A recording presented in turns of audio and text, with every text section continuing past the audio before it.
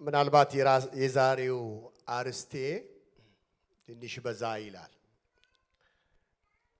ለተጠራንለት ወንጌል በአንድነት እንቁም የሚል አርስት አለው።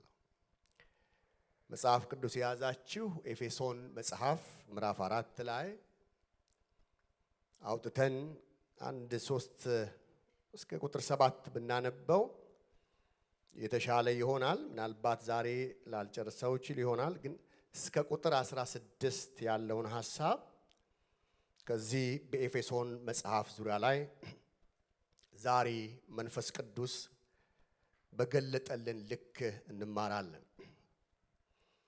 ቁጥር 1 እንደዚህ ይላል።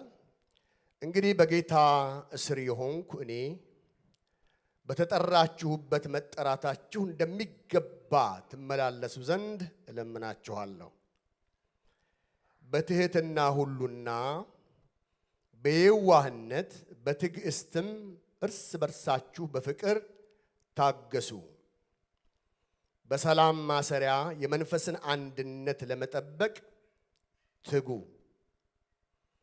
በመጠራታችሁ በአንድ ተስፋ እንደተጠራችሁ አንድ አካልና አንድ መንፈስ አለ። አንድ ጌታ፣ አንድ ሃይማኖት፣ አንዲትም ጥምቀት፣ ከሁሉም በላይ የሚሆን በሁሉ የሚሰራ በሁሉም የሚኖር አንድ አምላክ የሁሉም አባት አለ። ነገር ግን እንደ ክርስቶስ ስጦታ መጠን ለእያንዳንዳችን ጸጋ ተሰጠን። እስቲ እንጸልይ። አስተምረኝ እንበለው።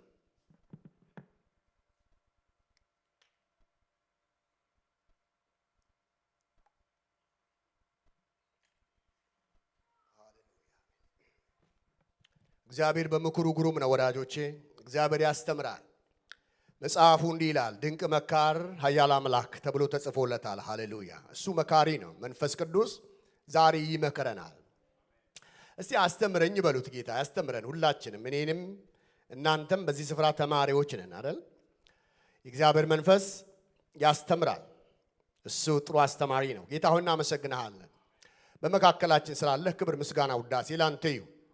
በእውነት በተሰበረ ልብ በትህትና እግዚአብሔር ሆይ ዝግ ባለ መንፈስ በፊትህ አለን። ዛሬ እንደ ባለስልጣን ጌታ መንፈስ ቅዱስ እንድታስተምረን በጌታ በኢየሱስ ክርስቶስ ስም እንለምናለን። የእግዚአብሔር የመገኘቱ ክብር በመካከላችን እንዲሆን አቤቱ የሰራዊት አባት እግዚአብሔር በጌታ በኢየሱስ ስም እንጸልያለን። ክፉ ሁሉ በስምህ የታሰረ ይሁን። የቃልህ ረድኤትና ፍቺ በላያችን ላይ እንዲያበራ በጌታ በኢየሱስ ስም እንጸልያለን። እግዚአብሔር ሲናገር ተራራው ሁሉ ይናዳል። እግዚአብሔር ሲናገር ሸለቆ ይሞላል። እግዚአብሔር ሲናገር አባጣው ጎርባጣው ሁሉ ደልዳላ ሜዳ ይሆናል። አባ አንተ ተናገረን። ይህ ጊዜ ያንተ ነው፣ እኛም ደግሞ ያንተ ነን። ይህ ጉባኤ ያንተ ነው፣ ስፍራውም ያንተ ነው። ለአንተ ሁሉን እናስረክባለን። እኔንም ታናሽ ባሪያ ከተጻፈው ሳላልፍ የሰጠኸኝን በግልጽነት እንድናገር የመንፈስ ቅዱስ ኃይል እንዲደግፈኝ ጸልያለሁ። ሁሉ ለክብር ይሁን በኢየሱስ ስም አሜን። ጌታ ክብራችሁ።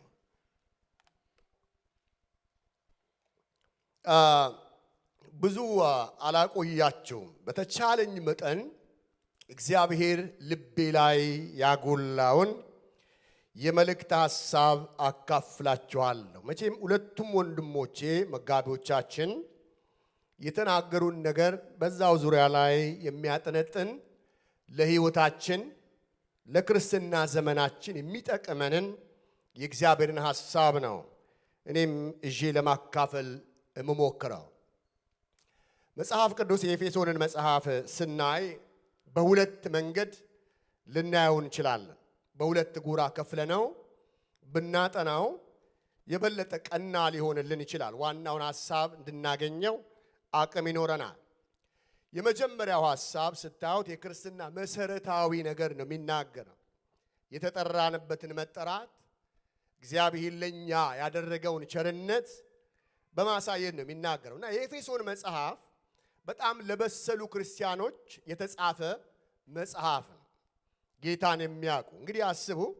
ሐዋርያው ጳውሎስ ከየትኛውም ቤተክርስቲያን ይልቅ በኤፌሶን ቤተክርስቲያን ለረጅም ጊዜ ከ3 ዓመት ተኩል በላይ ያገለገለባት ቤተክርስቲያን ናት። መሰረት ያላት ቤተክርስቲያን ናት። ይሄ ሰው ብቻ አልነበረም። በጣም ትልልቅ ስመጥር ሰዎች በመጋቢነት በዚች ቤተክርስቲያን ውስጥ አልፈዋል። የፍቅር ሐዋርያ ብለን የምንጠራው ትልቁ ሐዋርያ ዮሐንስ በዚች ቤተክርስቲያን ውስጥ በመጋቢነት ሕይወት አልፎ ሄደዋል። ብዙ የሥነ መለኮት ሰዎች ነገር አዋቂ ነው ብለው የሚጠሩት አጵሎስ የሚባል ትልቅ ሰው የኤፌሶንን ቤተክርስቲያን በመጋቢነት አገልግለው እንዳለፈ አንዳንድ የቤተክርስቲያን ታሪኮች ይናገራሉ። ጢሞቴዎስ በጣም ትልቅ ሰው ነው። አንዳንዶች ቢሾፕ ነው ይሉታል። የብዙ ቤተክርስቲያን መሪ ሆኖ በዚች ቤተክርስቲያን በመጋቢነት አገልግለዋል። ሐዋርያው ጳውሎስ ይህንን መልእክት የጻፈበትን ጊዜ ስታስቡ ዓመተ ምሕረቱ መናገር እጅግ ባያስፈልገኝም በ60 ወይም በ61 ዓመተ ምሕረት ከቆላሲያስ መጽሐፍ ጋር በአንድ ዘመን እንደተጻፉ አንዳንድ ሰዎች ይነግሩናል። ግን ይሄ መጽሐፍ የተጻፈበት መንገድ ዋናው ትልቁ ነገር ሐዋርያው ጳውሎስ ወደ ሌላ ቦታ ሊያገለግል በሄደበት ጊዜ ቲኪቆስ የሚባል ሰውና ፊልሞና ይህንን ትልቅ አደራ የኤፌሶንን መጽሐፍ የሚያክል የገዘፈ ነገር ይዘው ለኤፌሶን ቤተክርስቲያን መልእክቱን አድርሰዋል። ይሄ መጽሐፍ ድንበር ዘለል መጽሐፍ ነው። በጣም ሕይወታችንን የሚሰራ ነው። ይህ ሕይወትን ከሚሰራ መጽሐፍ ክርስቲያኖች በእግዚአብሔር ቤት ውስጥ ሲኖሩ ይልቁንም የበሰሉ ሰዎች ከእግዚአብሔር በሚጠበቅባቸው መንገድ እንዴት አድርገው መመላለስ እንዳለባቸው የሚያብራራ ሐሳብ በጣም ከፈት አድርጎ ይናገራል እና ከዚህ ከግማሹ በኋላ የምታዩት ነገር የአማኞችን ባህሪ እንዴት አድርገን በክርስትና ሕይወት ውስጥ መመላለስ እንዳለብን የሚነግረን የመልእክት ሐሳብ። የዚህ መጽሐፍ በዚህ በ16ቱም ቁጥሮች በምናይበት ጊዜ አማኞች በክርስቶስ ያገኙትን አንድነት በክርስቶስ ያገኙትን ይሄ የመለኮት ፍቅር እጅግ አድርጎ የሚያጎላ መጽሐፍ ነው። አንድነት ኃይል ነው። ስለዚህ አማኞች በክርስቶስ አንድ መሆን አስፈላጊ እንደሆነ ሐዋርያው ይነግራቸዋል እና በጣም ብዙ ነገር ያላት ቤተክርስቲያን ናት። ለዚህ ደግሞ የሚጠቅመው ይላል ጳውሎስ ይሄ ነው እያለ የሚመክራቸውን ነገር ነው ለማንበብ የሞከርን ነው እና አንድነት ሲባል ወዳጆች ሆይ አንድ አይነት ወይም ደግሞ ወጥ ማለት አይደለም። አንድነት ከውስጥ የሚወጣ መንፈሳዊ ጸጋ ነው። አገኛችሁኝ? ሰው ለባለ ብሎ አንድ ልብስ ይለብሳል። ያ የውጭ ፕሬሸር ነው። በውስጥ የሚሆን አንድነት የገሃነም ደጆች ሊያቆሙት አይችሉም። አሜን እንላለን ወይ? ክብር ለእግዚአብሔር ይሁን። ስለዚህ ጳውሎስ ክርስቲያናዊ አንድነት ለመገለጥ ይሄንን ህይወት መፈለግ ለክርስትና ህይወት መሰረት ነው ይልና እንግዲህ በጌታ እስር የሆንኩ እኔ እና በተጠራችሁበት መጠራት በዛ በጠዋቱ መንፈስ እንድትመላለሱ መክራችኋለሁ። ሐዋርያው አንድነትን ሲናገር የሚጀምረው በጣም የሚገርማችሁ በአንደኛ ቆሮንቶስ ምዕራፍ 12 ላይ ስታዩ ስለ ሰውነት ይናገራል። ስለ ተክለ ሰውነት፣ ስለ ቁመናችን፣ ስለ ማንነታችን ይህ የእግዚአብሔርን ቃል በሚገባ አድርጎ ይገልጠዋልና ሰው ማንነቱ የቆመው በተለያዩ ብልቶች ነው ይላል። እግርና እጅ ለብቻ ተፈንጥረው አሁን እዚህ ጋር ብታዩዋቸው ሁላችሁም ደንግጣችሁ እንደምትወጡ እርግጠኛ። አንድ ያደረገን ቁመና እጅግ የሚያምር ተክለ ሰውነት እንዲኖረን ያደረገው እርሱ እግዚአብሔር ነው። የተጠራንበት መጠራት የተለያየ ነውና ስለዚህ ብልቶች የተለያዩ እንደሆኑ የሚታየው ከማይታየው ጋር አብሮ እንዲደመር የእግዚአብሔር በጎ ፍቃድ ነው ይላል ሐዋርያው። ምን አይነት መገለጥ እንደበራለት አላውቅም። ግን ይሄ ሰው እያንዳንዱ ብልት የሰውነት ብልት አንዱ ለአንዱ አስፈላጊ ነው። ከሰውነት አካል ውስጥ ይላል። ቤታችሁ ብታነቡት ደስ ይለኛል። ምናልባት አንድ ሁለት ሌሎች ነገሮች ላብራራቸው መሞክራቸው ነገሮች ስላሉ በግልጥ ወደ ጥልቅ ገብቼ ቃል ለመናገር አልሞክርም። ይሄ ራሱ የቻለ በሚገባ ልንማረው የሚገባ ሐሳብ።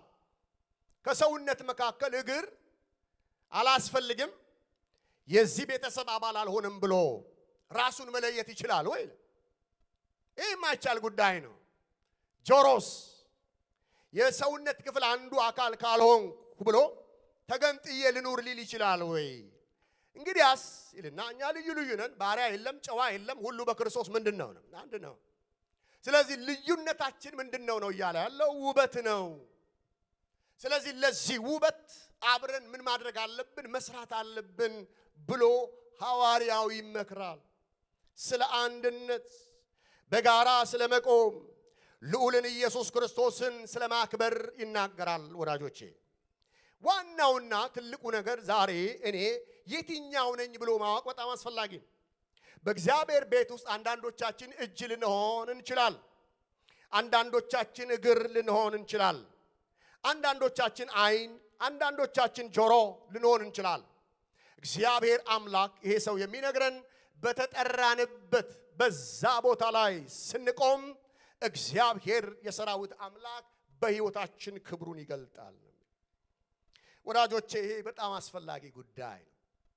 አንድነት ዝም ብሎ አንድነት እንዴት ይመጣል? ይሄንን ከማብራራቴ በፊት የአንድነትን መንገዶችን ነው የሚያሳይ። ኤፌሶን ምዕራፍ 4 ላይ እያለ ያለው ነገር እሱ ነው እያስተማረ ያለው።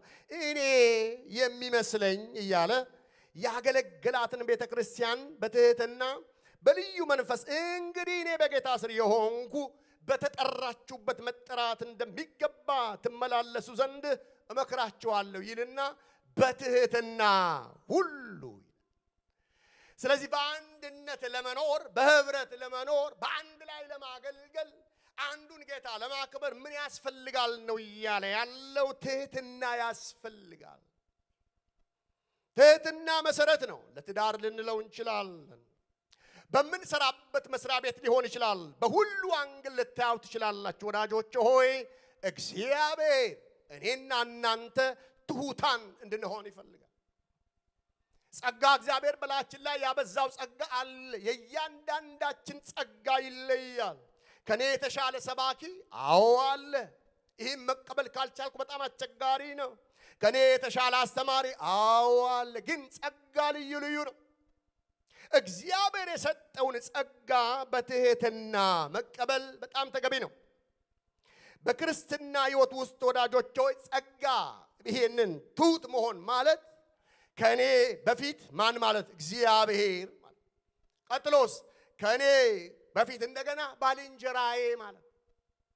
የኔና የናንተ አብሮ ያለመኖር ችግር እኔና ራሳችንን እኔነታችንን መጨረሻ ረድፍ ላይ አለማስቀመጥ። ብዙዎቻችን ፊተኞች መሆን እንፈልጋለን፣ ከኔም ጭምር ማለት ነው። በዚህ ስፍራ ማናችንም ንጹህ ልንሆን አንችልም። ሁላችንም የአዳም ልጆች ነን። ድካም አለን፣ እውነት ነው። ግን እግዚአብሔር በእኔና በእናንተ ሕይወት ውስጥ እንዲሰራ ካስፈለገ ስለ አንድነት አብሮ ስለመቆም ካሰብን ስለ ቤተ ክርስቲያን ካሰብን ትህትና ዋና ነገር፣ ዝቅ ማለት ዋና ነገር። ትሁት ማለት ወዳጆቼ ሆይ በጣም የሚገርማችሁ ነገር ኃይል የለውም ማለት አይደለም።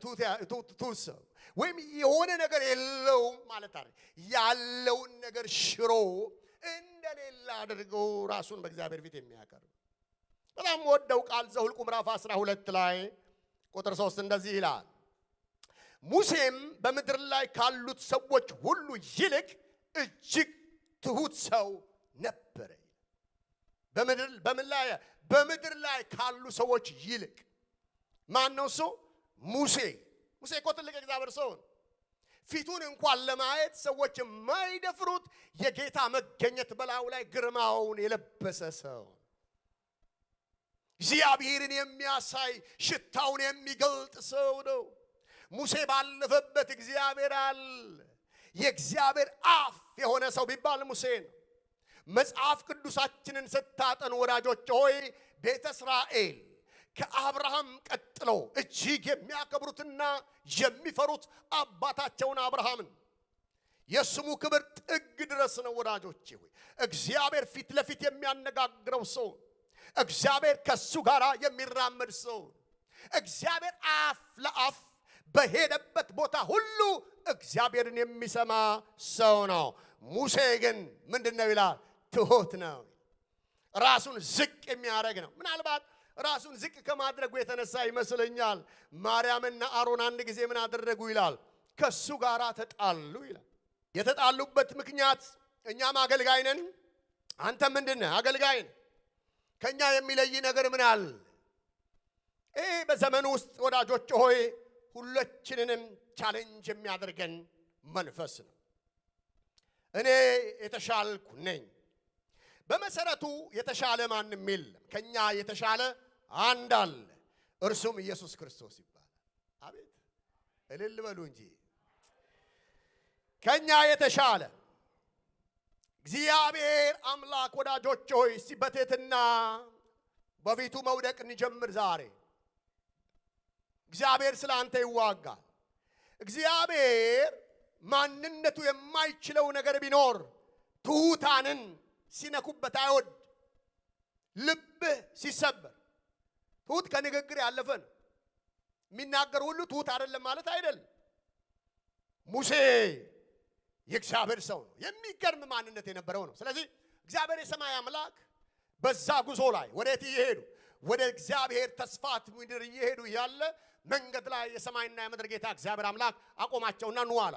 ላናግራችሁ ፈልጋለሁ። አሮን ናገባ፣ ማርያም ናገባ። ማርያም እግዚአብሔር አምላክ ባለማክበሯ በዛ ችግር ውስጥ በለምጥ ተመታቻል። ለ7 ቀን ያህል ጉዞ ቆመ። የሚሄደው ነገር ታገደ። እግዚአብሔር ተቆጣ። ስለዚህ እግዚአብሔር ምን ማድረግ ጀመረ? ነጎሸታ ና ተሰብሰባ ባሪያዬ ሙሴ አለ። ራሱ እግዚአብሔር እንደማንም ተራ ነብይ አይደለም አለ። እኔ አፍ ለአፍ ራሱ መሰከረ። እግዚአብሔር አፍ ለአፍ የማናገረው ሰው ነው። ስለዚህ ስነ ስርዓት ታደርጋላችሁ። ስነ ስርዓት አድርጉና ይህንን የጀመራችሁትን ወንጌል አብራችሁ ይሄ ሰሩትን ስራ አብራችሁ ምን አድርገው ጨርሱ። ወዳጆቼ ሆይ እግዚአብሔር በእኛ ውስጥ የጀመረው ነገር አለ ወይ? እግዚአብሔር ያስቀመጠብህ ጸጋ አለ ወይ? እየተለማመድሽው ያለ እየተለማመድከው ያለ እንግዳ ነገር አለ ወይ? ያ ዳር እንዲደርስ ከተፈለገ ትህትና መሰረቱ ነው። ዝቅ ማለት መሰረቱ ነው። አብሮ ለማገልገል፣ አብሮ ለመዘመር፣ አብሮ ለመጸለይ፣ አብሮ የሰራዊትን አባት እግዚአብሔርን ከፍ ለማድረግ ረጅም ዘመን አብረን ለመቆም መሰረቱ ትህትና። ከትህትና ውጪ ክርስትና የለም። ስለ ትህትና ስናስብ ኢየሱስ ክርስቶስ እኔ የዋህ በልቤም ትሁት ነኝ። ክብር ለጌታ። እሱ ነው መሰረታችን። እኔ የዋህ ነኝ ይላል ማቴዎስ 11 ቁጥር 29 ላይ እኔ የዋህ በልቤም ትሁት ነኝና ለነፍሳችሁም ረፍትን ታገኛላችሁ። ስለዚህ የተከተልነው ጌታ እርሱ የዋህ ነው። የተከተልነው ጌታ እሱ ትሁት ነው። አምላክ ሆኖ ሳለ፣ ገዢ ሆኖ ሳለ ደቀ መዛሙርቱን እግሮቻቸውን ለማጠብ ማበሻ ጨርቅ አነሳ። ዝቅ አለና አጥባቸዋለሁ አለ። እንዴ ጴጥሮስ በፍጹም ስንት ነገር ረገጠ እግሬ አንተ ፊት ልፈታ አይሆንልኝም አለ። ይሄን የማደርገው አለው አንተም በሕይወት ላይ ይሄንን እንድትለማመደው። ክርስትና ከትህትና ውጪ ክርስትና ሊሆን አይችልም። ወዳጆቼ ትሁት መሆን፣ የተሰበረ ልብ፣ የተሻሉ ብትሆኑ፣ የተሻላችሁ የተማራችሁ ብትሆኑ፣ የተሻላችሁ ጸጋ ያላችሁ ብትሆኑ፣ የተሻላችሁ ሀብታሞች ብትሆኑ፣ የተሻላችሁ በጣም የተጨበጨበላችሁ በጣም የምትከበሩ ታላላቅ ሰዎች ብትሆኑ፣ ወዳጆች ሆይ ወደ ጌታ ቤት ስንመጣ በእግዚአብሔር ቤት ውስጥ በዝቅታና በትህትና ለተጠራንለት ጌታ ስንቆም አንድነታችን ከዚህ በላይ እየጠነከረ ይሄዳል። ነገር ግን እኔ በትዕቢት ከተሞላሁ የወንድሜ ጸጋ ላሳር ካልኩ ያ አንድነትን ያበላሻል። ያ አንድነትን ያበላሻል። ስለዚህ ለአንድነት መትጋት አለብን ይለዋል ይሄ የእግዚአብሔር ሰው ጳውሎስ። በጣም የተከበረች ቤተክርስቲያን፣ ትልቅ ጸጋ ያለባት ቤተክርስቲያን ናትና ለዚች ቤተክርስቲያን የሚሰጠው ለበሰሉ ክርስቲያኖች መጀመሪያ አብሮ ለመኖር በትህትና ሕይወት ውስጥ መሞላት አለበት። በጣም የተጨበጨበልን አገልጋዮች ብንሆን፣ ዘማሪዎች ብንሆን፣ እጅግ የተዋበ ነገር በሕይወታችን ቢሰራ መንገዱ ትህትና ነው ይላል። ሁለተኛ የሚመክረው ነገር ቢኖር ህብረታችሁ፣ አንድነታችሁ የበለጠ ጠንካራ ሆኖ እግዚአብሔርን ደስ የሚያሰኝ እንዲሆን ትዕግስት ያስፈልጋችኋል ይላል። እስቲ ትዕግስት በሉ። አይሰማም ጮክ በሉና እስቲ ትዕግስት በሉ። ትዕግስት በጣም ወሳኝ ነገር። ብዙዎቻችን ትዕግስት የለን። በጣም እኔም የምፈተነው በትዕግስት ነው። መቼም አንዳንድ ጊዜ አንዳንድ ሰዎች ክርስትናን በጣም የድል ብቻ ህይወት አድርገው ያሳዩናል። ክርስትና ወዳጆች ሆይ የተሸነፉም ሰዎች ህይወት ነው። ብዙ የተሸነፉ ሰዎች በተለይ የዳዊትን ዝማሬ ስታዩ ብዙ ነገሮችን በህይወቱ ላይ ታያላችሁ። በጣም ያለቀሰበት ዘመን አለ፣ የተደሰተበት ዘመን አለ። ለዚህ ሁሉ ግን በለቅሶም ቢሆን በደስታ በማግኘትም ቢሆን ግን በማጣት ከዚህ ከተወደደ ጌታ መለየት ግን የሚፈልግ ሰው አልነበር። ከዳዊት ህይወት ውስጥ ብዙ የምንማራቸው ነገሮች አሉ። ትዕግስት። ዳዊት ከተቀባ በኋላ ለ38 ዓመት እግዚአብሔርን ጠብቋል። ብዙ ሰዎች ከእግዚአብሔር ጋር የተለያዩት እግዚአብሔርን መጠበቅ ተስኗቸው። ዛሬ ስንት ዘመን ጠብቀ ነው ይሆን? እግዚአብሔር ወደ አብርሃም ሲመጣ አብርሃም 21 ዓመት በሙሉ እግዚአብሔርን በትዕግስት ጠብቋል። ለክርስትና መሰረቱ ትዕግስት ነው። ትዝ ይላችኋል የእግዚአብሔርን ቃል ስታጠኑ መቼስ ስለ ሳምሶን ሲናገር መንግስት ለዘላለም ካንተ ጋር እንዲጠና እግዚአብሔር ፈልጎ ነበረ፣ ጥቂት ባለመታገስህ መንግስት ለዘላለም ካንተ ምን ሆነ ይላል? ተወሰደ ይላል። ወዳጆቼ ዛሬ የኔና የናንተ ጥቂት ነገር ምን እንደሆነ አላውቅም። አስቸጋሪ ሁኔታዎችን ወዳጆቼ ሆይ ትዕግስት ማለት ማስወገድ ሳይሆን በጣም ካስጨነቀን ነገር ላይ ሁኔታዎችን በትዕግስት ተቀብሎ ያንን የትዕግስትን ዘመን ጠብቆ ከእግዚአብሔር ረድኤትንና በረከትን መጠበቅ አስፈላጊ። ትዕግስትን ስናስብ ትዕግስት ያለ ፍቅር ኃይል የለውም። ፍቅር ሲኖር ትዕግስት ጉልበት ያገኛል። መጽሐፍ ቅዱስ እንደዚህ ይላል፣ ፍቅር ይታገሳል ይላል። እግዚአብሔር የተባረከ ይሁን። አይሰማም? አሜን በሉት። ፍቅር ምን ያደርጋል ነው የሚለው? ይታገሳል። ፍቅር ትዕግስት ያለ ፍቅር በራሱ መቆም አይችልም። ታግሰን አብረን ለመኖር ፍቅራችንን እንደገና መፈተሽ አለብን። መጽሐፍ ቅዱስ እኮ ተቆጡ ይላል አይልም? እኔ እቆጣለሁ። ሁል ጊዜ መቼስ እንደው ሳቂታ ልሆን አልችልም። አንዳንዴ ይከፋኛል። አንዳንድ ጊዜ ሰው መሽተት አለብን። ጌታም እኮ ከፍቶት ያውቃል አይደለም? ምንድነው ተሳስቼ ይሆን እንዴ የምልበት ጊዜ ይኖራል። ነገር ግን በዛ ሁሉ የሚያበረታ አቅምና ጉልበት የሚሆን ጌታ ከኛ ጋር አለ። በትዕግስት ክርስትናን የጉብኝትን ዘመን መጠበቅ በጣም ያስፈልጋል። ብዙ ሰዎች እግዚአብሔርን ጠብቀዋል። አዎ ፍቅር ወሳኝ ነው፣ ለመጠበቅ ወሳኝ ነው። ለዚህ ነው አንደኛ ቆሮንቶስ ምዕራፍ 13 እና 14 ቤታችሁ ገብታችሁ ብታጠኑ ደስ ይለኛል። እንደዚህ ይላል፣ በሰዎችና በመላእክት ልሳን ብናገር ፍቅር ግን ከሌለኝ ምንም አይጠቅመኝም። አንዳንድ ሰው ጥሩ ጸጋ አለው። አንዳንድ ሰው በጣም የሚያስገርም የሚያስደምም የእግዚአብሔር ነገር በላዩ ላይ አለ። ፍቅርን ግን ብትፈልጉ ለአንድ አፍታ ልታጡበት ትችላላችሁ። ፍቅር የአንድነታችን ትልቁ መሳሪያ ነው። በአንድነት ለመቆም ስለ ትዳር ልታስቡ ትችላላችሁ። ስለ ልጆቻችን በፍቅራቸው ነው እኮ የምንኖር አይደል? አንዳንድ የማይመች ነገር ታያላችሁ አይደል?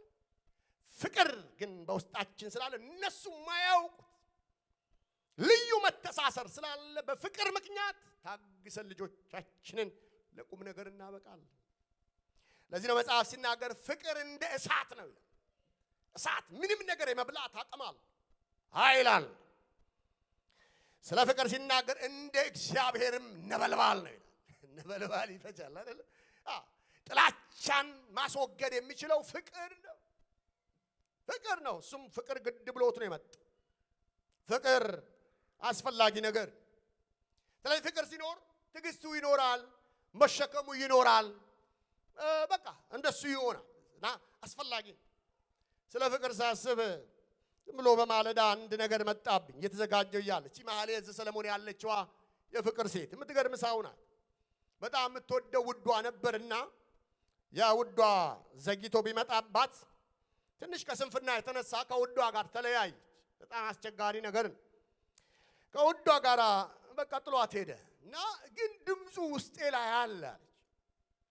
የትናንትናው ትዝታ ሳስበው ረፍት ነሳኝ። ቸልተኛ መሆኔን ጠላሁት። ስለዚህ ተነሳው። ማንን ፈልግ ዘንድ?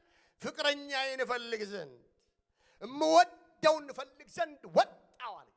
በማታ እኮ ነው የወጣችው። ሴት ናት። አስቡ።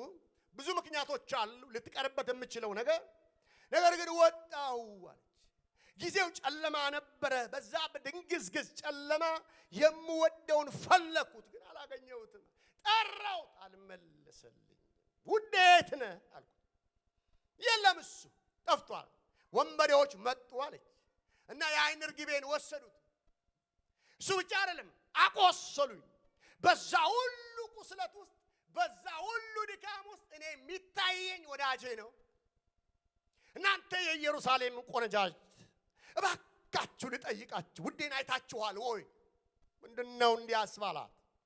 ለምንድነው ጥላ ያልሄደችው? ባልጠፋ ወንድ፣ ባልጠፋ ወዳጅ ለምንድነው የሙጥኝ ያለችው? ፍቅር ግድ ስላላት። እንደውም ጠይቀዋታል። ምንድነው ይሄን ያህል ወንድ ደግሞ እንደው ይሄን ራስ ሰጥቶ መንከራተት ምን ያደርግልሻል? አትተዩ። ማን ነው እርሱ? ከሌሎች አይበልጥም? ከሌሎች ይበልጣል እሱ? እሱም ያው ወንድ ነው። ተዩ ነው። እሱን አልተውም፣ ከእርሱ ጋር እሞታለሁ። እርሱ የተለየ ነው። ሁለመናው ፍቅር ነው። ከእሱ ጋር ዋጋ ለመክፈል ደስ ይለኛል።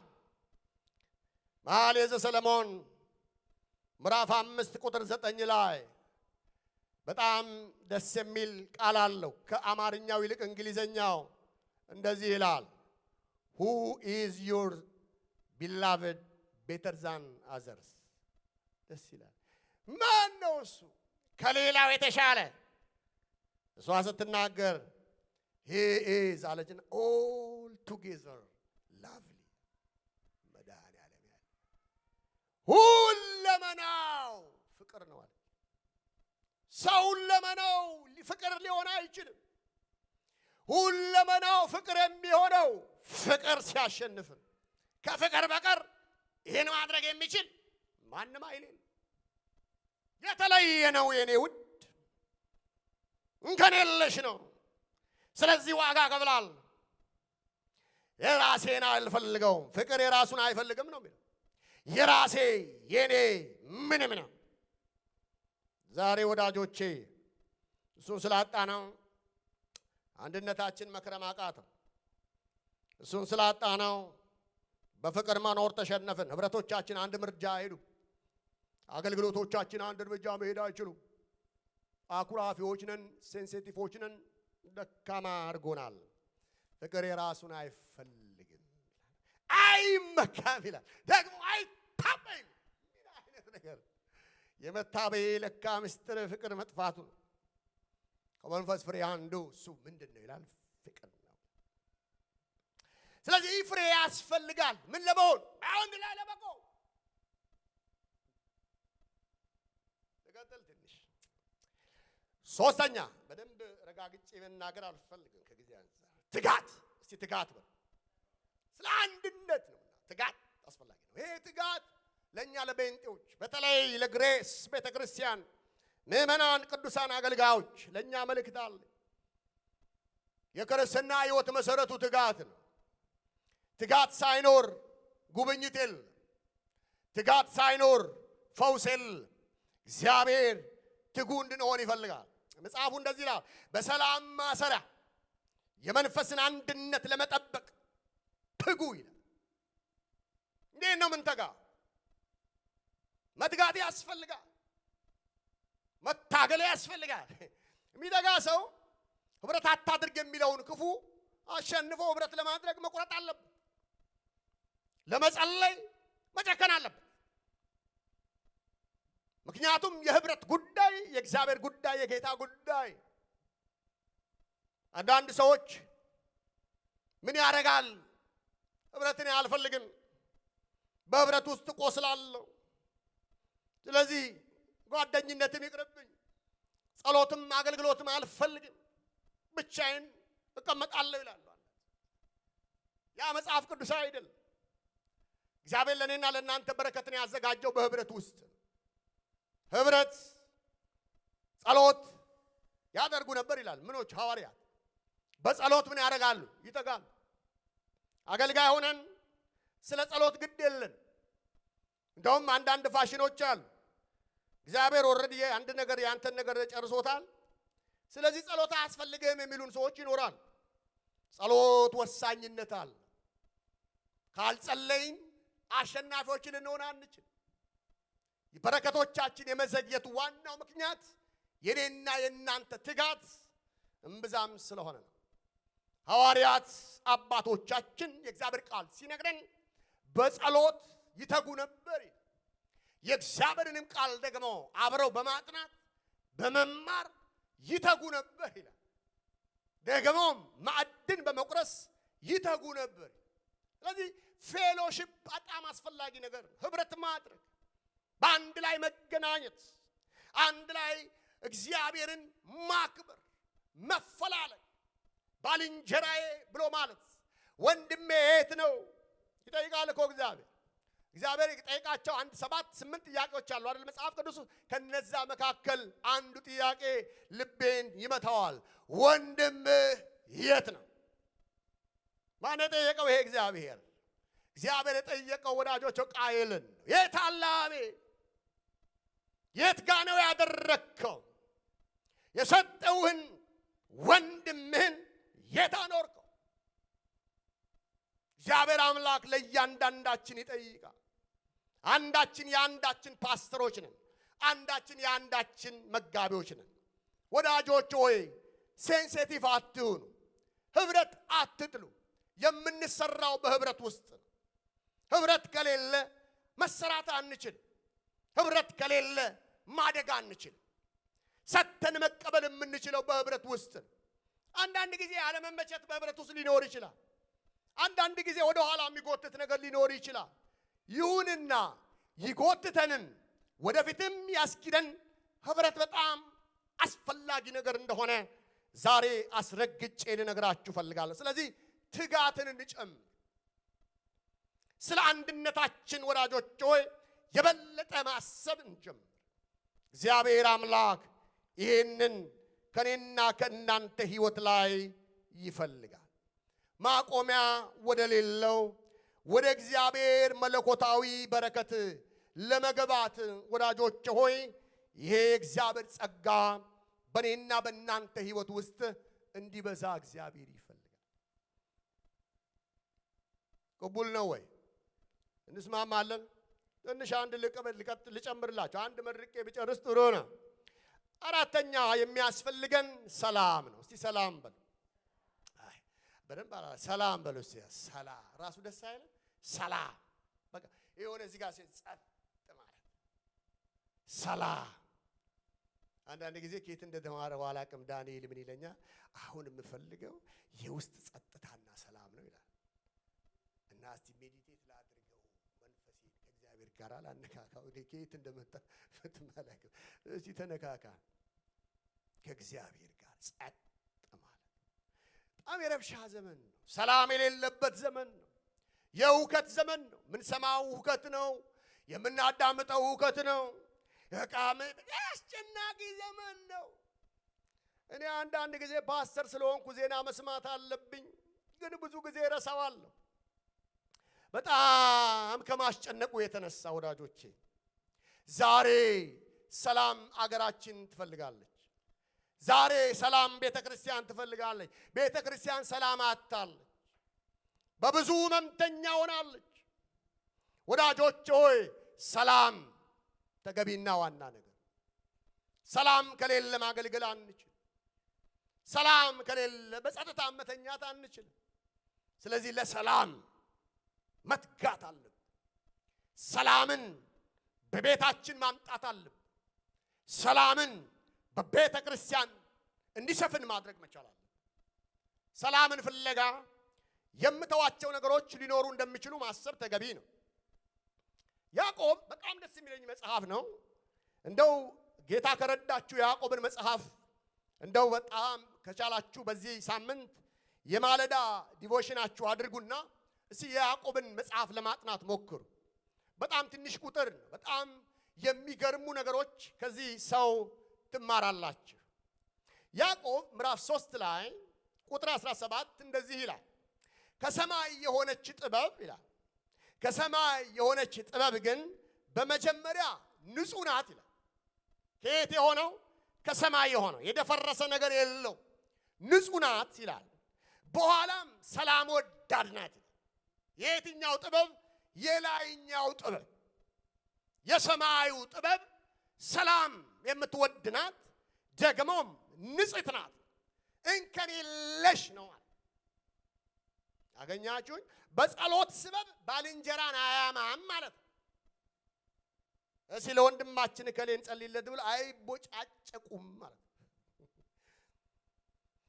አድነን እንበል እስቲ አድነን እንበል።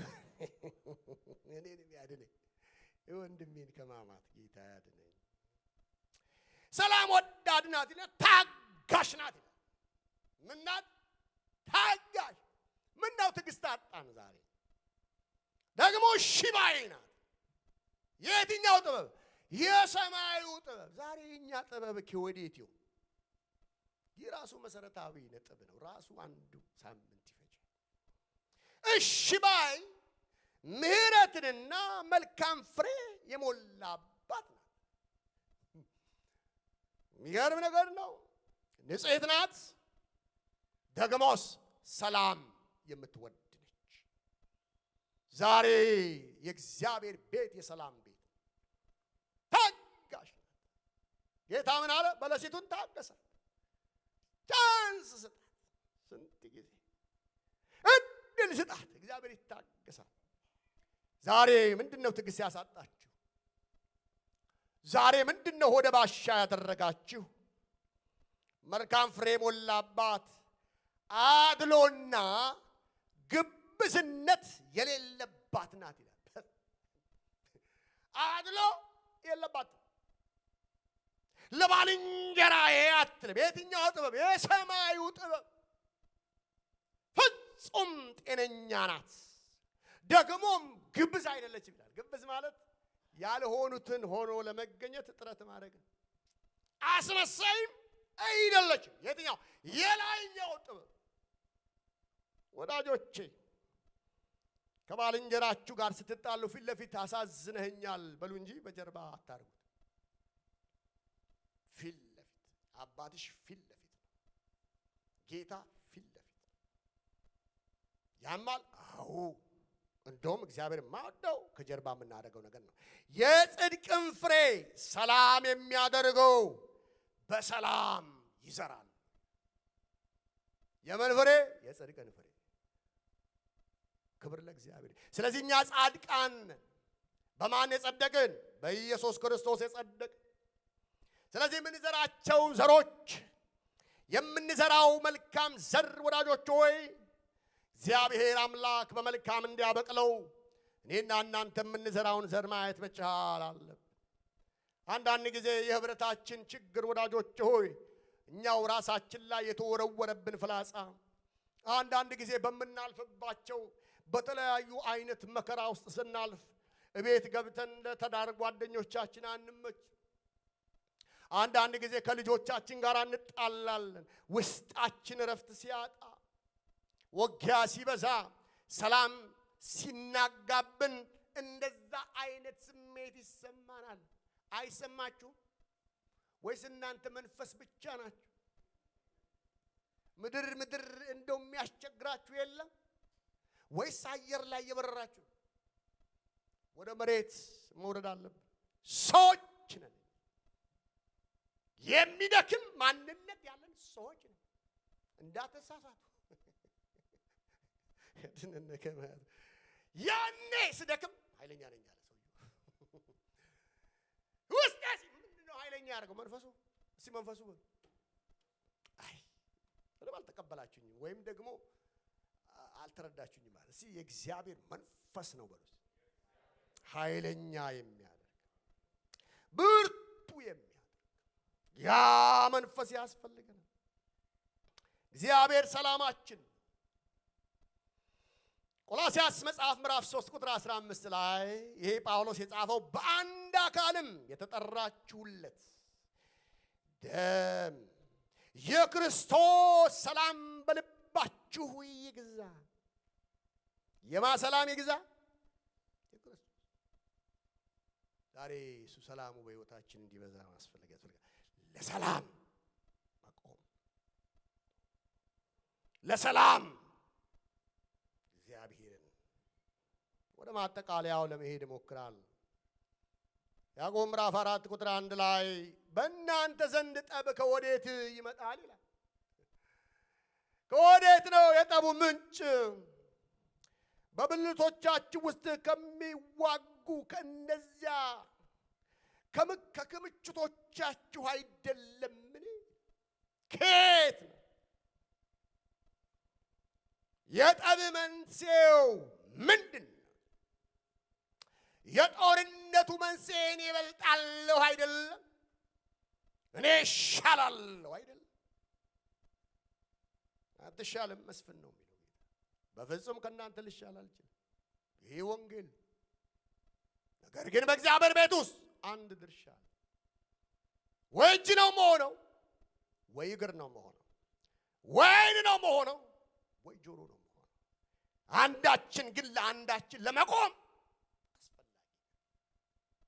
ይሄ ነው ወንጌል የሚያዝ። በእናንተ ዘንድ ጠብ ከወዴት ነው? ስለዚህ ጠብ መወገድ አለበት። የሰላም ምንጭ በቤታችሁ ላይ፣ የሰላም ምንጭ በልጆቻችሁ ላይ፣ የሰላም ምንጭ በቤተ ክርስቲያኖቻችን ላይ ሁሉ ሊበዛ ካስፈለገ እግዚአብሔር አምላክ የሚፈልገውን የወንጌል ሕይወት እንድንኖር እግዚአብሔር ይፈልጋል። የአባቴ ብሩካን ዛሬ ከእግዚአብሔር የሰማሁትን እውነት ነው የምነግራችሁ። ይሄ ከቴዎሎጂ ያለፈ ነው፣ ሕይወት ነው። እግዚአብሔር አምላክ ስሙ ለዘላለም የተባረከ ይሁን። የመጨረሻ አድርጉትና አምስተኛ አድርጋችሁ ብትወስዱ ደስ ይለኛል። እርስ በርስ መቀባበል። እስቲ እርስ በርስ ምን መሆን? እኔ ብቻ ልል አይገባም። እርስ በርሳችሁ። ይሄ ነው ቁጥር 7 ላይ 7ኛው ቁጥር ላይ ደርሻለሁ። ነገር ግን እንደ ክርስቶስ ስጦታ። እንደ ማን ስጦታ? እንደ ክርስቶስ ስጦታ መጠን ለእያንዳንዱ ጸጋን ተሰጠን። ክብር ለጌታ። ለማን? ለእያንዳንዱ። ያልተሰጠ ነገር የለም። እባካችሁ የአባቴ ብሩካን በእግዚአብሔር ቤት ውስጥ ተመልካች አትሁን። የእግዚአብሔር ቤት ለመቀጨጭ ምክንያት አትሁን። የእግዚአብሔር ቤት ባዶ ለመሆን ምክንያት አትሁን።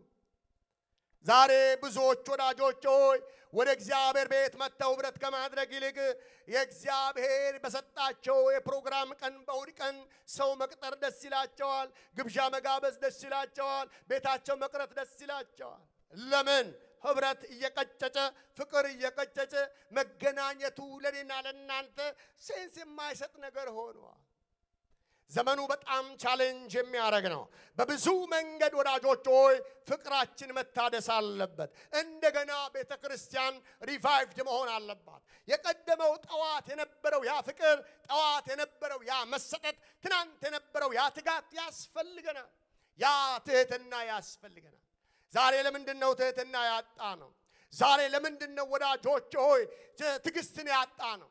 ዛሬ ለምንድነው ወዳጆቼ የእግዚአብሔር ቤተሰቦች እግዚአብሔር የሰማይ የምድር አምላክ በእኔና በእናንተ ሕይወት ውስጥ ያስቀመጠውን ይህን የሰላም ምንጭ መለማመድ ያቃተን? እግዚአብሔር አምላክ እኔና እናንተ ሕይወት ውስጥ ወዳጆቼ ሆይ እንዲበዛ ይፈልጋል። ልዩነታችን ውበታችን፣ ልዩነታችን ጌጣችን፣ ልዩነታችን ኃይላችን። ያ ልዩነታችን በሚያጎላው እግዚአብሔር ባስቀመጠው የመለኮት ጸጋ ወዳጆች ሆይ አብረን ማገልገል እንችላለን። እኛ የጽዮን መንገደኞች ነን። እርስ በርሳችን ተቀራርበን በአንድ ላይ የጌታን ችቦ ያበራን ወደፊት ለመሄድ አንድነት መሰረት ነው። አንድነትን የሚያናጋ ነገር መምታት አለብን፣ መቃወም አለብን፣ ማፍረስ አለብን። ወዳጆች ሆይ አገራችን አንድ አባባል አለ። ሰዎች ዋሽተው ምን ያደርጋሉ ይላል? ያስታርቃሉ ይላል። አሁን ግን ዘመኑ ሰው እየዋሸ ምንም ያደርግበት ዘመንም ያጣላ ያለበት ዘመን፣ በቤተ ክርስቲያን ላይ እንክርዳድ የሚዘራበት ዘመን ነው። ወዳጆች በሰዎች ላይ፣ በወንድሞች ላይ፣ በእህቶች ላይ እንክርዳድ የሚዘራበት ዘመን ነው። ከባልንጀራሽ ጋር አብሮሽ ካለችው እህትሽ ጋር አብሮ ካለ ወንድም ጋር አብረ ማገልገል ካልቻልክ፣ አብረ መቆም ካልቻልክ እስከ ክርስቶስ ቀን ድረስ ወዳጄ ሆይ እንዴት አድርገን የማናቀውን ጌታ ሩቅ ያለውን ጌታ እንወዳለን ማለት እንችላለን? እግዚአብሔርን የመውደድ ምስጢር እዚህ ያለኝን ባልንጀራዬን መውደድ ባይመቸኝም ማለት ጌታ ኢየሱስ ክርስቶስ የማበሻ ጨርቅ ይዞ ሲነሳ አብሮት የነበረ አንድ ደቀ መዝሙር ነበረ። አንድም ቀን ፊቱ አልተለወጠም። አንድም ቀን እርሱን ከማጉረስ አልቦዘነም። አንድ ቀንም ሊያስጨንቀው አልፈለገም። የሰውን ልጅ አለው አይደለ? መጨረሻ ላይ በመሳም ለምን አሳልፈ ትሰጣለህ? ዛሬም እወድሃለሁ። እርሱ ዛሬም ይወደናል፣ ነገም ይወደናል። እርሱ ከኔ ተማሩ ብሏል። ከእርሱ የምንማር እውነተኛ ተማሪዎች ልንሆን ይገባል። እንግዲህ በጌታ እስር የሆንኩ እኔ በእናንተ በተጠራችሁበት መጠራታችሁ እንደሚገባ ትመላለሱ ዘንድ እለምናችኋለሁ። በትሕትና ሁሉና በየዋህነት በትዕግሥትም እርስ በርሳችሁ በፍቅር ታገሱ። በሰላምም ማሰራ የመንፈስን አንድነት ለመጠበቅ ትጉ። ጸልያ